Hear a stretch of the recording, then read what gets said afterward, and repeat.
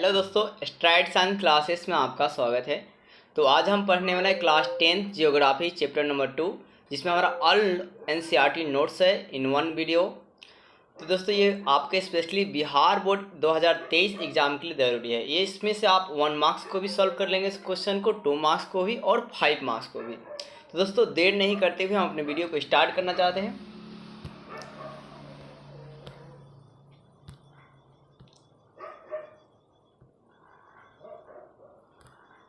तो दोस्तों पहला हमारा जो पॉइंट है क्या कि भारतीय कृषि की विशेषता क्या होती है, या भारतीय कृषि के मोस्ट इंपोर्टेंट क्वेश्चन है भाई साहब, मतलब टॉपिक है भारतीय कृषि से प्रमुख विशेषता या महत्व भी आपसे पूछ सकता है। तो भारतीय कृषि के प्रमुख विशेषता आप ऐसे लिखें पेपर में कि भारतीय कृषि से प्रमुख विशेषता निम्नलिखित है। पहली विशेषता यह है कि भाई साहब कि भारत में 2/3 लोग इस पर निर्भर रहता है, मतलब उनकी जीविका 2/3 लोगों की जीविका भारतीय कृषि पर डिपेंड करती है।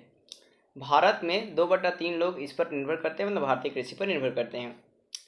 नेक्स्ट पॉइंट है दोस्तों, कृषि से भोजन प्राप्त होता है। आपको भी पता है भारतीय कृषि से दोस्तों क्या होता है जी, भोजन प्राप्त होती है, जिससे अनेक उत्पाद बनाए जाते हैं।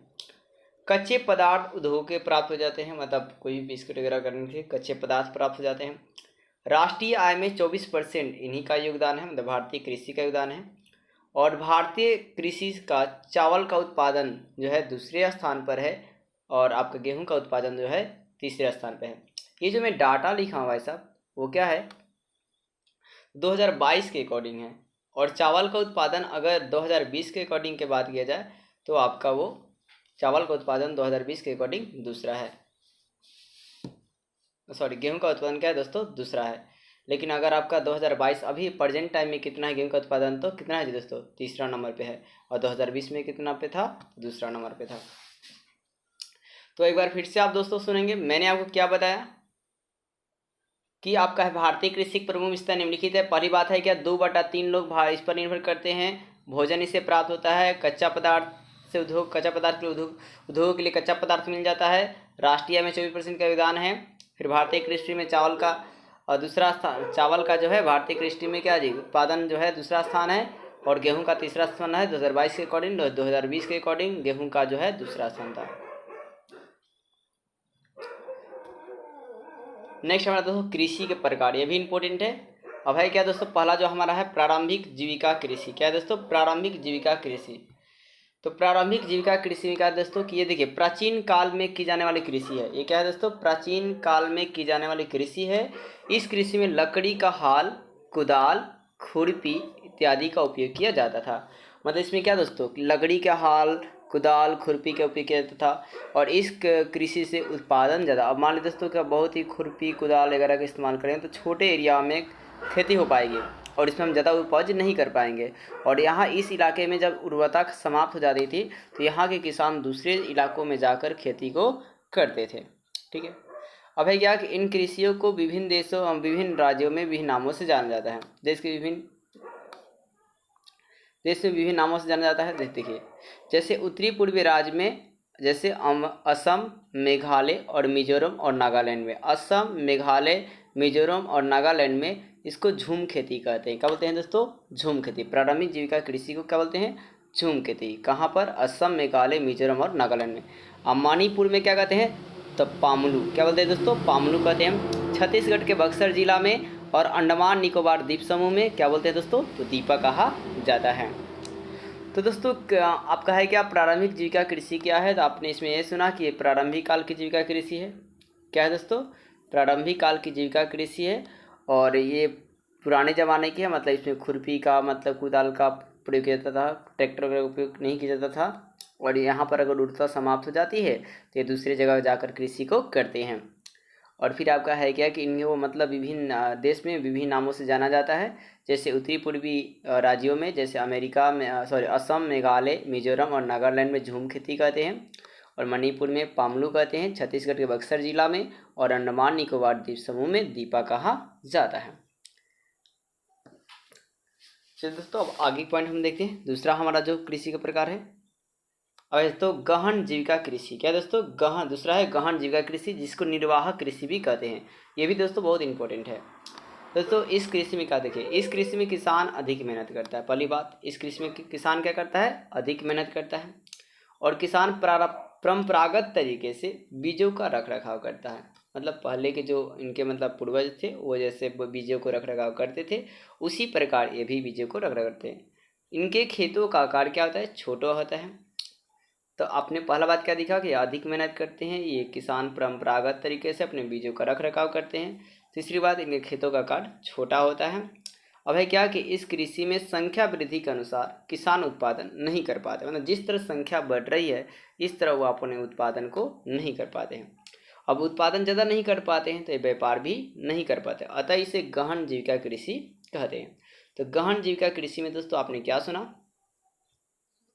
कि इस कृषि में किसान जो है अधिक मेहनत करता है और यह परंपरागत तरीके से उस बीजों को रख रखाव करता है। इनके खेतों का आकार छोटा होता है और इस कृषि में संख्या वृद्धि के अनुसार आपका है क्या, उत्पादन में वृद्धि नहीं कर पाता है और इसी वजह से व्यापार नहीं करता है किसान, अतः इसे जीविका कृषि कहते हैं। दोस्तों आप स्क्रीनशॉट भी लेते रहिएगा। अब देखिए नेक्स्ट तीसरा जो हमारा है व्यापारिक कृषि या वाणिज्यिक कृषि, ये भी बहुत ज़्यादा दोस्तों पूछा था, व्यापारिक कृषि या वाणिज्यिक कृषि। तो यह कृषि व्यापार के लिए की जाती है। व्यापारिक कृषि या कृषि किसे कहते हैं दोस्तों, व्यापार के लिए किया जाता है। किसके लिए दोस्तों, व्यापार के लिए किया जाता है। इस कृषि में किसान को लाभ होगा। किसी भी क्षेत्र को अगर व्यापारिक दृष्टि से कीजिएगा तो उसमें आपको लाभ होता है, कभी कभी हानि हो सकता है। अब है क्या, इस कृषि में उत्पादन का दोस्तों उत्पादन ज़्यादा करेंगे तभी तो कुछ अपने लिए खाने के लिए रखेंगे और कुछ व्यापार के लिए, कुछ क्या करेंगे दोस्तों, उसका व्यापार के मतलब बेचेंगे उसको।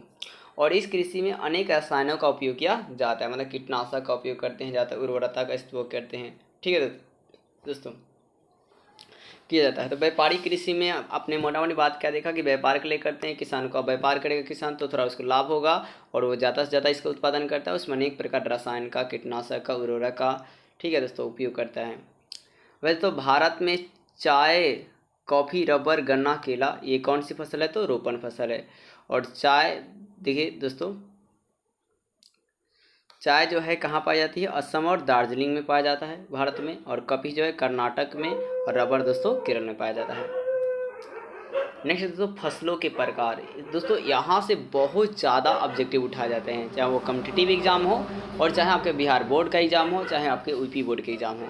तो पहला इसमें दोस्तों खरीफ फसल किसे कहेंगे, डिफिनेशन के रूप में सुनिए दोस्तों। जिस फसल को जून जुलाई में बोया जाता है और अक्टूबर नवंबर तक काट लिया जाता है वैसे फसल को खरीफ फसल कहते हैं। क्या सुना आपने, जिस फसल को जून जुलाई में बोया जाता है और अक्टूबर नवंबर में काट लिया जाता है तो वैसे फसलों को खरीफ फसल कहते हैं। यह फसल वर्षा ऋतु में होती है। कब होती है यह फसल, वर्षा ऋतु में होती है। और इस फसलों की प्रमुख जो फसलें कौन सी हैं, इसके उदाहरण क्या है, तो चावल है, मकई है, ज्वार है, बजरा है, अरहर है, मूंग है, उड़द है, कपास है, तिल है, जूट है, मूंगफली है। और दोस्तों याद रखिएगा जूट को सुनहरा रेशा भी कहा जाता है। और ये कौन फसल है दोस्तों, तो खरीफ फसल है। और ज़्यादातर दोस्तों खरीफ फसल का उदाहरण में आपको ज़्यादातर आंसर आपको मिलेगा जूट और क्या दोस्तों, चावल है आंसर में। चावल ज़्यादातर याद रखेंगे आप, चावल से आपका टिकअप हो जाएगा बिहार बोर्ड एग्जाम के लिए।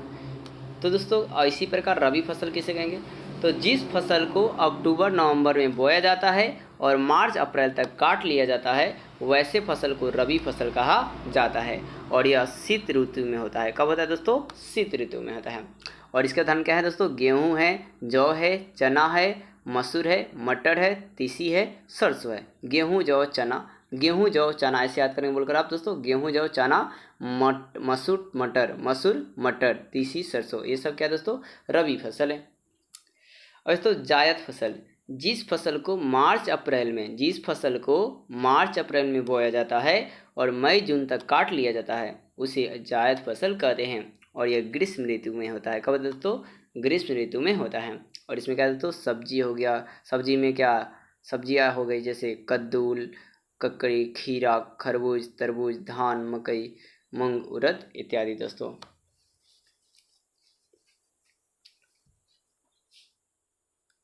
दोस्तों जो मकई होता है ये मोटा अनाज है। कैसा अनाज है दोस्तों, मोटे अनाज होते हैं। याद रखिएगा मकई क्या होता है जो, और फिर दलहन भी क्या है दोस्तों, मोटा अनाज है। और ये भोजन के पशुओं के चारे के रूप में मक्का का मतलब दाना दिया जाता है, जिससे क्या दोस्तों उनको पोषक तो मिलता रहे। इसमें ग्लूकोज और मंड पाए जाते हैं दोस्तों अधिक मात्रा में। जो लोग जिम वगैरह करते हैं वो भी इसका मतलब इसको खाते हैं।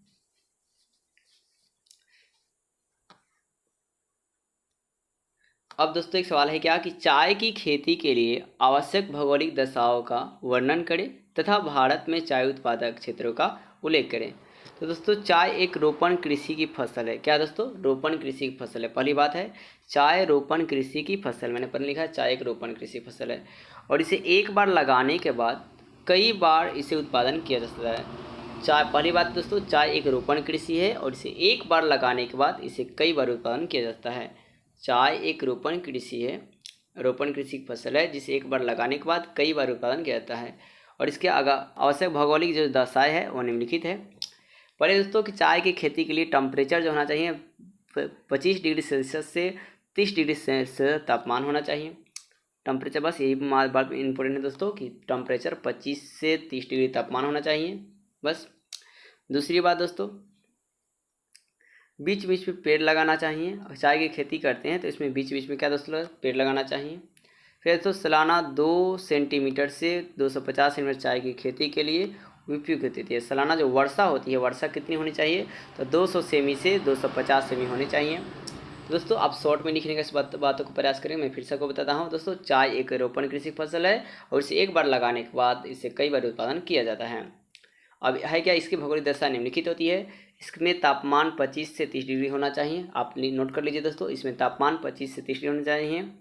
फिर यह है क्या, वर्षा जो है सालाना वर्षा 2 से 250 होना चाहिए। फिर क्या दोस्तों, ढलाऊ ज़मीन होना चाहिए जिससे पानी जमा नहीं हो दोस्तों, ढलाऊ ज़मीन होना चाहिए। फिर चौथी बात है दोस्तों कि पत्तियों के विकास के लिए आर्द्रता समान रूप से सालों भर मिलनी चाहिए। बस दोस्तों इतना है, आप लिख सकेंगे। नेक्स्ट दोस्तों कपास, ये भी दोस्तों बहुत ज़्यादा पूछा जाता है कि कपास के बारे में। ठीक है दोस्तों कि कपास को महाराष्ट्र में ही क्यों उगाते हैं। दोस्तों पहली बात, कपास एक खरीफ फसल है। कैसी फसल है दोस्तों? खरीफ फसल है और यह उपोष्ण तथा उष्णकटिबंधीय पौधा है। कपास क्या है? उपोष्ण और उष्णकटिबंधीय पौधा है। और ये दोस्तों महाराष्ट्र, दोस्तों क्या जी, महाराष्ट्र, मध्य प्रदेश के कर्नाटक, आंध्र प्रदेश, तमिलनाडु, पंजाब, हरियाणा, उत्तर प्रदेश में आपका उत्पादन होता है कपास का। और ज़्यादा उत्पादन कहाँ दोस्तों? महाराष्ट्र में होता है। क्यों होता है? क्योंकि इन सभी राज्यों में ज़्यादा होता है। और इन सभी राज्यों में क्यों होता है? कि इन राज्यों में काली मिट्टी पाई जाती है जो कपास के लिए बहुत ही सर्वाधिक उपजाऊ होती है। दोस्तों कपास उत्पादन के लिए सवाल आता है, कपास उत्पादन के लिए महाराष्ट्र में क्यों ज़्यादा उपज किया जाता है? तो अब लिखेंगे कि कपास का उत्पादन महाराष्ट्र में ज़्यादा इसलिए किया जाता है क्योंकि वहाँ पे काली मिट्टी पाई जाती है जो कपास की खेती के लिए सर्वाधिक उपजाऊ होती है।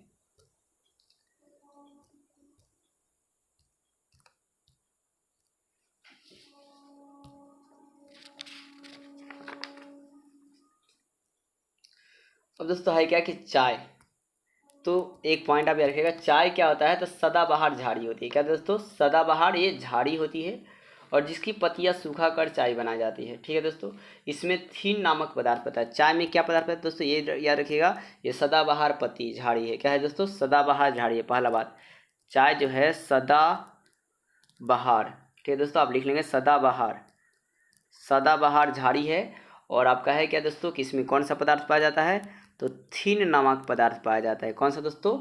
थीन नामक पदार्थ पाए जाते हैं, जिससे आपका है क्या कि इसी के कारण ये जब हम पीते हैं तो इस थीन के कारण हल्का हमें ताजगी महसूस होता है। क्या महसूस होता है दोस्तों? ताजगी।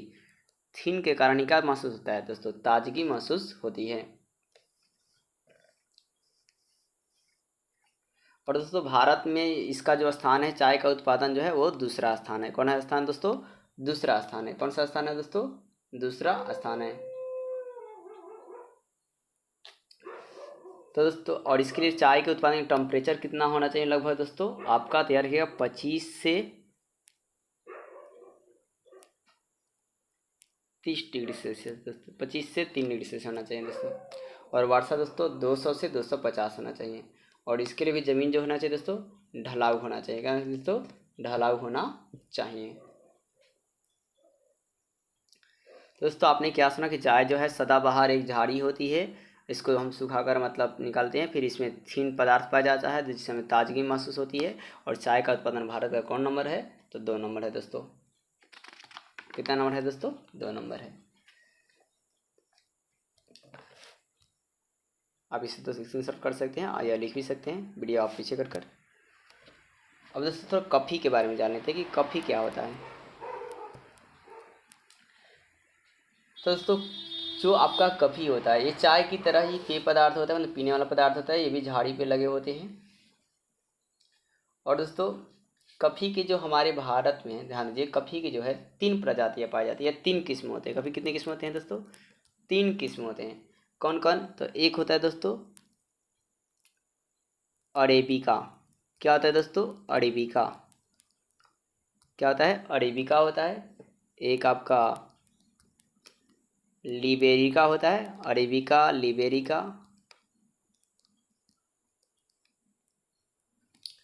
और रोबस्ता। क्या होता है दोस्तों? तीसरा रोबस्ता होता है।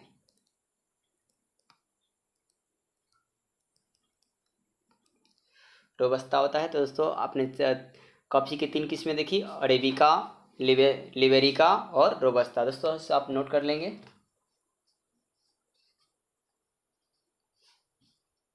और दोस्तों भारत में सबसे अधिक कौन मिलता है? तो अरेबिका। इंडिया में कौन मिलता है ज़्यादातर?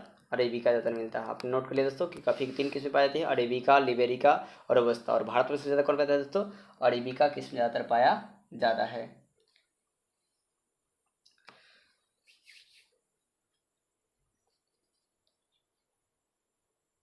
और दोस्तों भारत में आप कहेंगे कहाँ पर ज़्यादा इसका कॉफ़ी का उत्पादन होता है? तो दोस्तों कर्नाटक में। कहाँ दोस्तों कॉफ़ी का ज़्यादा कहाँ उत्पादन होता है? कर्नाटक में। याद रखेंगे लगभग कितना दोस्तों? तो 70% यहाँ पर उत्पादन किया जाता है।